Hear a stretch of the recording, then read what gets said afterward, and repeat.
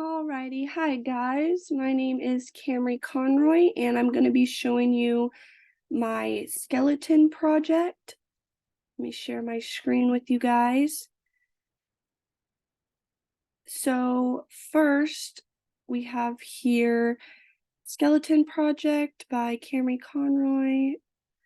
Next, we have my skeleton. So my skeleton's name is Indiana Bones, and she loves to dance, sing, and ride horses. She has her little hat on and her little handkerchief.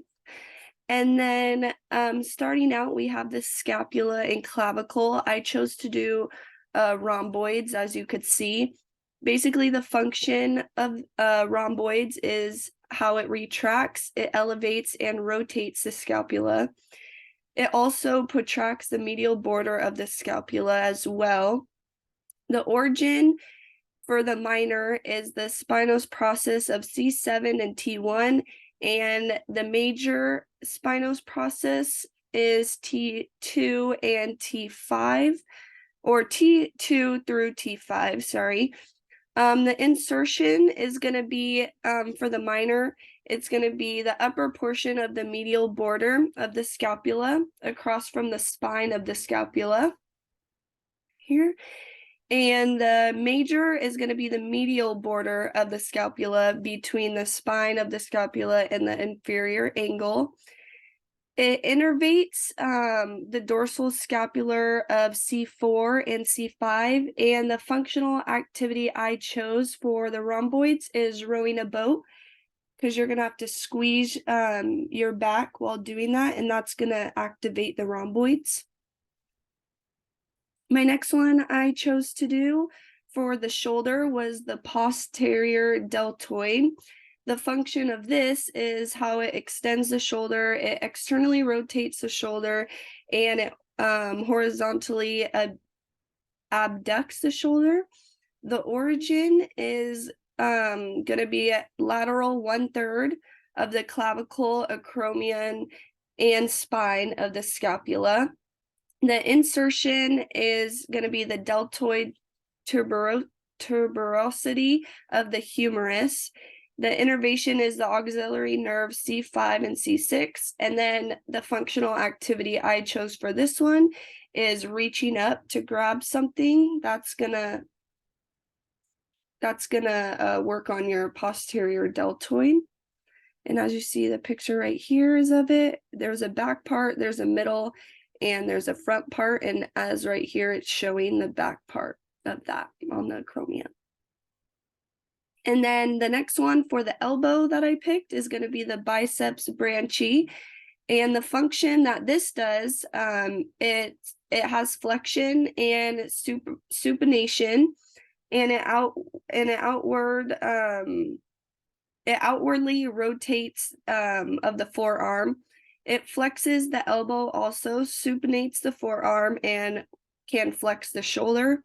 The origin is for the short head, the coracoid process of the scapula, and then the long head is the supraglenoid. Sorry, I have a little hard time pronouncing these words. Tubercle of the scapula. The insertion is going to be the radial tuberosity and bicipital aponeurius. The innervation is the musculoskeletaneous at C5 and C6.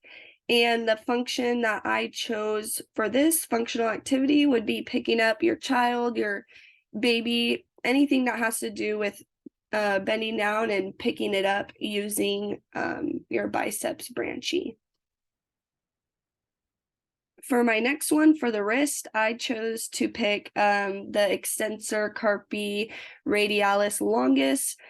I like this one a lot. The function of this extends the wrist, radially deviates the wrist, assists to flex the elbow, and produces wrist extension and abduction. And that has radial deviation too. The origin of this is distal 1/3 of the lateral supracondylar ridge of the humerus and the lateral epicondyle. The insertion would be on the dorsal surfaces of the second metacarpal, which is associated with the index finger. As you could see, it's going down right here into those fingers. And then the innervation would be radial C5 through C8. And the action that I chose for this one is just pushing up gently to get out of the pool. That will really work on that extensor carpi radialis longus.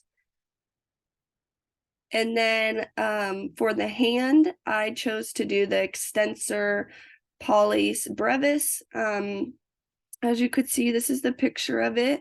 The function of this will extend the thumb, which is the inner phalangeal joint. EPL only. It will extend the thumb at the metacarpal phalangeal and carpal metacarpal joints, and it will radially deviate the wrist, which is the radial carpal joint. The origin is posterior surface of the radius and interosseous membrane. The insertion is going to be base of the proximal phalanx of the thumb, which is right here, as you could see. And then the innervation is going to be radial C6 to C8. And the action I chose for this is flipping a coin. As you could see in the picture, flipping a coin I thought was a good one because you're lifting up that thumb and extending it. And then for the trunk, I chose to pick the rectus abdominis. It's a long one here. It goes from right here, T5 to T12. The function of this, it flexes the vertebral column and it tilts the pelvis posteriorly. The origin of this is pubic crest and pubic symphysis. The insertion is the cartilage of the 5th, 6th, and 7th ribs and the xiphoid process.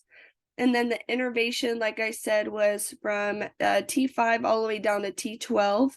And the functional activity I picked for this one is putting on pants. So you have to bend over and lift your pants up, and that's going to really affect the rectus and work on the rectus abdominis. And I think that was it for our slides. Let me stop sharing. Thank you so much. I hope you guys enjoyed.